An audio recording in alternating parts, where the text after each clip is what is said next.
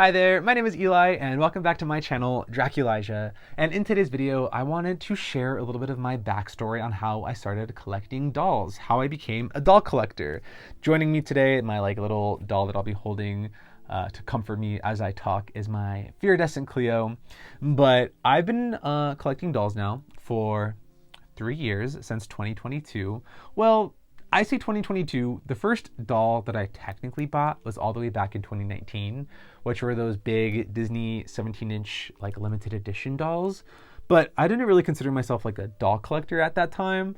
I did buy a doll, but it's complicated, right? I feel like 2022 is when I really got into dolls, when I was gung-ho, all in, obsessed. That's when I got into things. And I just wanted to share a little bit of my backstory, what I love about dolls, how I started collecting them, and just share a little bit more about me and my doll collecting journey. Now, I'm not one of those collectors who, has this nostalgic relationship with dolls, whether that's Monster High or Barbie or Bratz. And I think at first that can be a little bit intimidating, because I think there is a lot of nostalgia in these communities, and I don't have that relationship with dolls, right? I didn't get to play with dolls as a kid. I'm not someone who grew up playing with Monster High or Bratz or something like that. I don't have any sisters. I have 3 brothers, so I don't have that relationship. So I want to mention that because collectors come in all sort of shapes and sizes and have tons of different history to them. And my relationship and my history is relatively new and recent. But I bring that up because if you're a new collector, if you just started collecting dolls, you are still totally valid for liking dolls. It's not a competition, okay? I'm not on here to be like, I like dolls more than you like dolls, and my collection is this and da-da-da-da. That's not what this is about. So if you are new to this collecting sphere, or if you're not, and you need a gentle reminder, doll collecting is not a competition, okay? Collect at your own pace, make your own rules, buy what you like, do not give into FOMO, okay? And I mention all of that because at first, I was reluctant to even try to make YouTube videos because I felt oh my God, I don't want to seem like a poser. I only started collecting recently, you know what I mean? But I think it's good to have a diverse range of voices and opinions in a community. And I think if the doll collecting community was only filled with voices and opinions that were rooted in nostalgia, right? That perspective is great. But I also think there's other perspectives out there. Whether that's my voice or other voices, I think those voices are also important.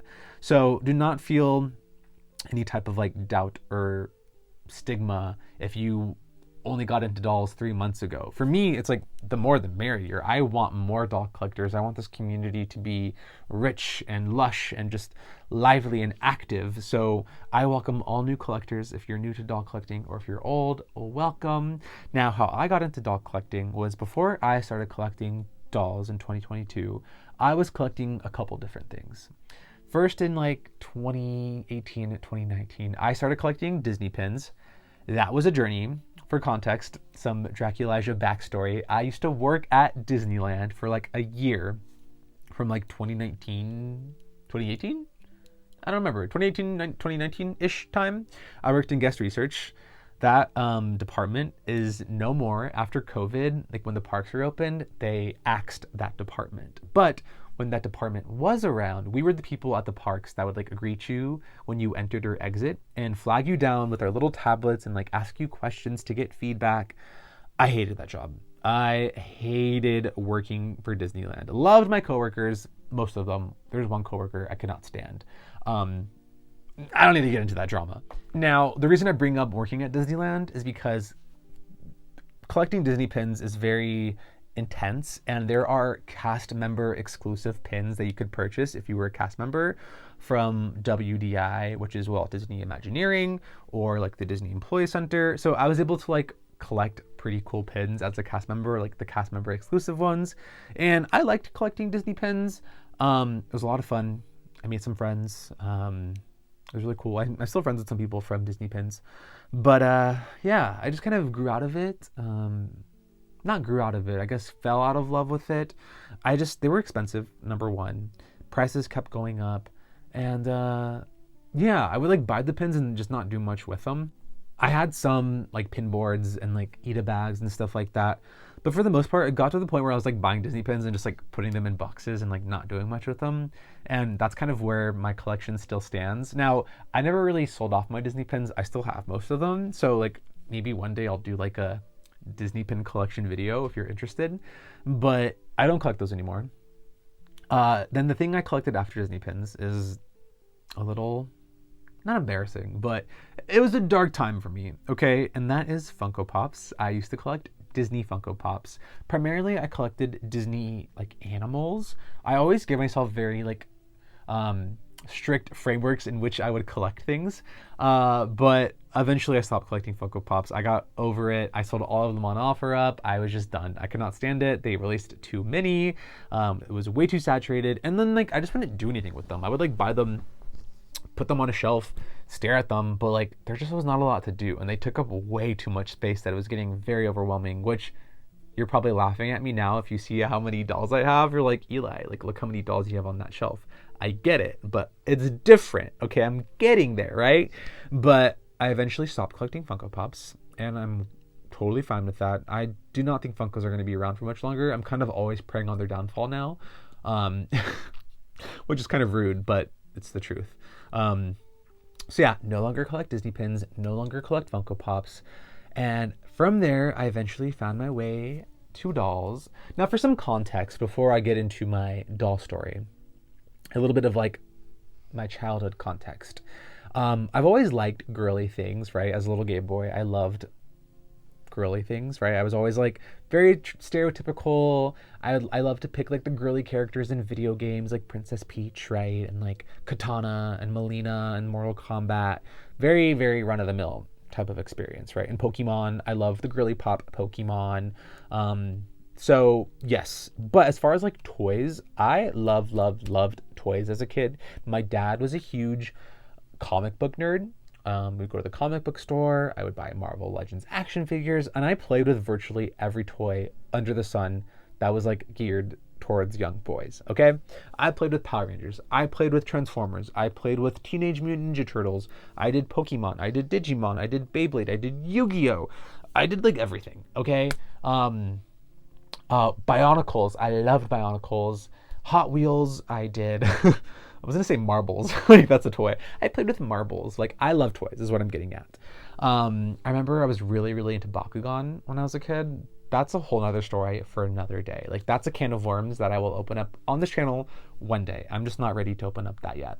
But my birthday is around Thanksgiving. So like during Black Friday, my dad and I would go toy hunting for Bakugan, and we would go to like Target and Walmart and Toys R Us, and it would be like midnight that we'd be shopping in all these stores, and it's just so much fun. So that's my context for like my childhood. Now there were some like girly things that I liked as a little kid, but it was never dolls. It was usually plush. I loved Neopets plush. I loved Webkins. I loved Littlest Pet Shop, but never fully like dolls. You know what I mean? So I don't have that experience as a kid. But I still have memories of feeling some sense of like internalized shame towards liking the things that I liked. Like for example, Neopets. The specific Neopets plush that I liked, you could find at either Borders or Limited 2. Borders is a bookstore, which I think is no more, and Limited 2 eventually became Justice, which I also think is no more. But Limited 2 was like girly pop down, like girly, okay? Like I was not the target demographic as like a little 12-year-old gay boy. Okay, I just was not the target demographic, but I would still convince my parents to like let me hop in there and buy Neopets plush, because even though I knew that something was off, that like I did not fit in that environment, my desire for wanting those little Neopets toys was so strong that I was like, I'm gonna get them one way or another, okay? And then same thing with Webkins. I collected Webkins with my childhood best friend, and Webkins were like plush that had codes that you could redeem online for a video game. So you could like have the plush and then play with your plush online on the video game. Very Neopets-esque if you're sensing a theme here, okay? But you could only buy Webkins at Hallmark. Hallmark is like a greeting card store. Once again, not the pinnacle of like young boy experiences, but like that, those are my interests, okay?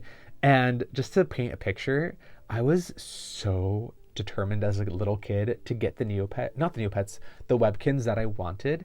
I would call up different Hallmarks at like age 10 or 11 and be like, do you guys have the unicorn Littlekins plush in stock? And like make my parents drive me to Hallmark to buy these, or my best friend's parents would drive us. One of our parents would drive us. But what I'm getting at is like him and I, we were determined to get the Webkins plush that we wanted. Okay, I had the black cat, I had the raccoon, I had the pink Pegasus. It was a pink pony. I had the pink pony.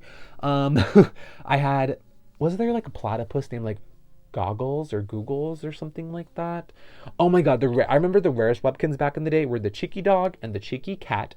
Did not have those. I had tons of horses, a Clydesdale, I had a brown bear, I had a golden retriever, I had the Love Frog. The Love Frog, that's just crazy that I even remember that. Yeah, I loved my Webkins plush, okay? So I liked girly things, and I feel like for me, plush were like a very gender neutral, happy sort of middle ground territory where I could like these things, but like feel like I can kind of get away with it. You know what I mean? Now, into my adulthood through like high school, college, I wasn't really collecting anything. I was in college. I was focused on academics. And then I graduated, collected Disney pins, collected Funko, and now here I am collecting dolls. Now, how I got into dolls was I remember on YouTube, Mini Toy Adventures Dom. I was obsessed with his videos. He would do reviews on Rainbow High, LOL Surprise OMG, and y'all aren't going to believe this, but he also made Funko Pop reviews. So I would watch his Funko Pop reviews from when I was a Funko Pop collector. I think his name was Box Attack. I don't think a lot of y'all know this, but yeah, he had different channels. So I think because I watched him as Box Attack, the fact that I watched Funko Pop content is just like mind-boggling to me. But yes, I would watch him do Funko Pop unboxings, and then eventually I got one of his doll reviews suggested to me, and from there I was just so hooked and enamored. And there was a good like 6 months to a year where like I knew I liked dolls, but I just couldn't get myself to like pull the trigger and buy one. It was a lot of like window shopping. It was a lot of watching videos. It was a lot of like going to Target and walking through the doll aisle and just sort of like glancing and being like, ooh, like what's that? I remember Jade Hunter, because she was dressed like Billie Eilish. I was like, they got a Billie Eilish doll. Like I want that doll. And then I was also obsessed with Bella Parker. And then I was really obsessed with Gabriella and Daphne, because I loved the pastel dolls. So for a while, it was just window shopping for me until something took over and like I pulled the trigger and I bought my first doll. Now, the first dolls that I purchased were Rainbow High dolls. They were, what is it? The snow one? What is it? Winter Break? What is that what it's called? Winter Break Ruby Anderson? Yes. And Shadow High Heather Grayson. Those are the first two Rainbow High dolls that I purchased off of Amazon. And from there I was hooked. Then I bought LOL OMG dolls. The first OMG doll I bought was Metal Chick off of Amazon. I love her as well. The first Monster High doll that I bought, believe it or not, was the Comic-Con black and white Voltageous Frankenstein. Kind of a crazy first Monster High doll to purchase, but yes. And I've mentioned this on this channel before, but Voltageous was a bloodbath to get. Okay, 2022, July, Comic-Con. Oh my gosh, she was so hard to get. I think I went on Thursday morning to get her.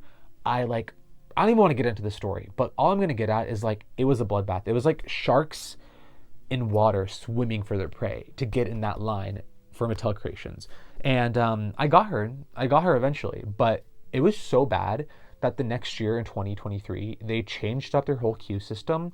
It then became like a lottery that you had to like opt into to then get a time slot to shop. So I was there for that transition from 2022 to 2023 for Mattel Creations. But yeah, that was rough. And then in the fall of 2022 is when Monster High G3 came out, which are my favorite dolls to collect. My story with G3, it's not crazy, but I remember people were saying that they were like showing up at Macy's. So I went to Macy's my Macy's did not have them. I had the UPC codes, and I had the wonderful lady there search them up for me on her computer, and she ordered them for me on her computer. I was able to ship them to my house, and I got Draculaura, Laguna, and Frankie's core doll. So yes, ever since then, I've been just hooked on G3. Love, love, love G3, my favorite dolls to collect. And the rest is history. Here I am, an avid doll collector that is just obsessed with dolls. I really do like dolls, but I want to say I am not one of those collectors that approaches dolls from this like mindset or perspective of like, doll collecting for me is healing my inner child. That's not really like the type of framework that I prescribe to, just because to me that mindset feels very like defensive. It feels like you're sort of anticipating how others are going to judge or critique you, so you want to like beat them to the punch, you know what I mean? So that way if they're like, oh, you like dolls, you're like, yeah, I'm healing my inner child. It's like, it's a way for you to sort of deflect, right? And for me, I don't think you need any exorbitant, extravagant reason for liking dolls. I like dolls because I like dolls. There is something to them, a magnetic energy and aura that just drew me to them, that I am completely enamored by, and that I'm still enamored by, clearly. So for me, that's not something that I love. It's not a term that I like. If you like that term, if you think that dolls are healing your inner child, all the more power to you. But for me, I love dolls for so many other reasons. Almost for literally any other reason I could tell you why I love dolls. I love dolls because they let me tap into my creativity, to an imaginative, playful side that I feel like I kind of lost touch with as an adult. You know, I work 40 hours in like a corporate sphere, and it's a little soul-sucking, right? And for me, dolls, it's a very tactile thing. I love that for me in dolls, it's something that I don't have to be engaged with social media or technology.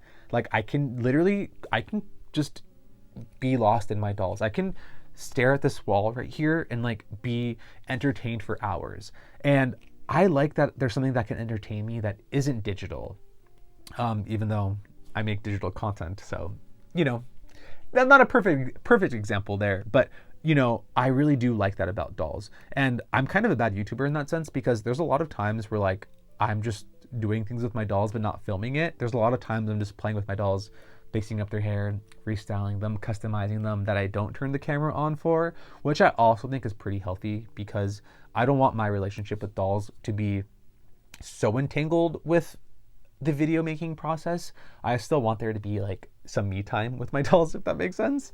But yeah, I love everything about them. I love the hunt for dolls. I love looking for deals. I love thrifting for them. I love when doll news comes out and there's like hype and anticipation for new releases. I just love everything about them, really. So that is my reason for collecting dolls. And also another thing that's kind of personal. I've been in a relationship for like 7 years now. Yeah, going on 7+ years, which is kind of crazy. Kind of crazy for two gay men, to be dating that long. But I love my fiance, and we're very, very, attached at the hip. We're very like, we do everything together. I don't know if that's healthy or not, but that's just the truth. We're very, very codependent. That's just the truth, okay? But because of that, I think it's hard for us to find things that are separate from one another, because our lives are so intertwined and intertangled. And for me to have something that is like entirely my own, that's my own thing, separate from him, I think is also kind of nice. But, it's nice to have my own thing, right? And I think it's become even more so my own thing now that I make YouTube videos in a weird way. So that's also something that dolls really help me out with, because I think it's really important in a relationship to maintain your own identity, right? And I feel like dolls have become, in some weird way, part of my identity as far as like who I am, I guess. So yeah, there's a lot of reasons why I like dolls and how I got here, but I love that I'm here, and I love that you're all here with me. And I would love to hear down below in the comments your doll collecting story. What got you into doll collecting? Okay, that's enough of my tangential conversation today. I could literally blabber on for days about dolls, but I don't want to bore you, okay? So that is all I have to share. My name is Eli. This is my channel, Draculijah. I would love if you like the video, subscribe for more future doll content. I'm always cooking up videos, thinking of new things to film, so I would love if you stick around, and I'll catch you in the next one. Okay, bye-bye.